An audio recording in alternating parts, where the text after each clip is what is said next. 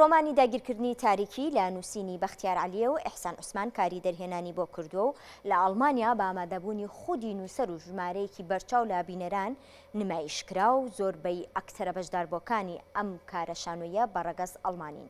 ستافی ئەم شانۆیە ڤیدیۆیەکی تایبەتیان لەبارەی نمایشکردنی شانۆیەکە بۆ دیسکی هونەری کورسات نیوز ناردووە، بفەرمونون ببینن.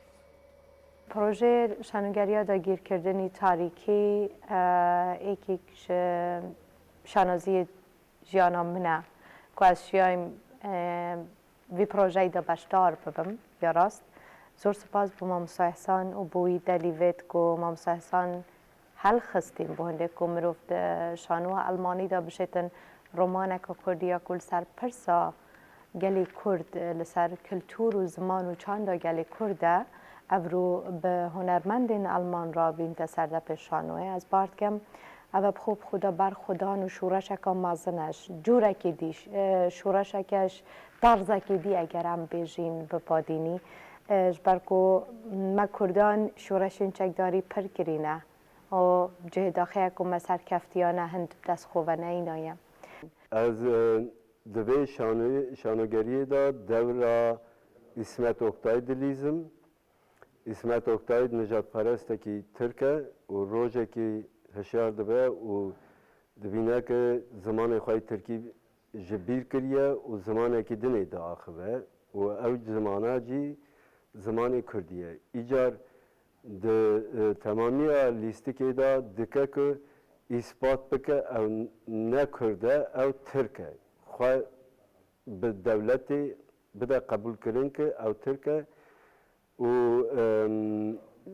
cata wiyan ew e lê dike nake ji ber ku zimanê xwe Tirkî bîra xwe kiriye dike nake wiyan weke Tirkekî qebûl nakin. Min berê navê Bextiyar Alî gelek bihîstibû. Min dizaniye nivîskarekî me yê başûrî ye û pir baş e. Nivîskarekî hêja ye lê mixabin heta niha min tiştekî wî nexwendibû. Lê vê projê aleqa min bi karê min bû ji ber ku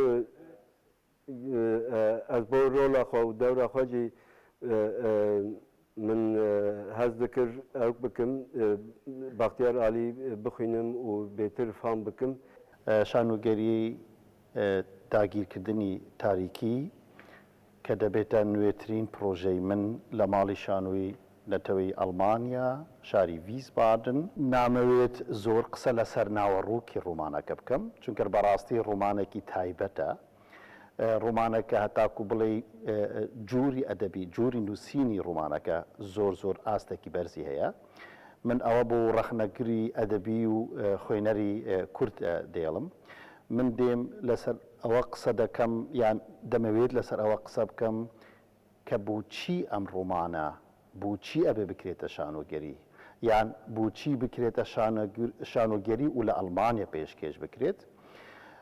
یەکەم من ماوەیەکی زۆرە کە نزیکی 25 ساڵێک دەبێت لە ئەڵمانیا کاری شانۆ دەکەم.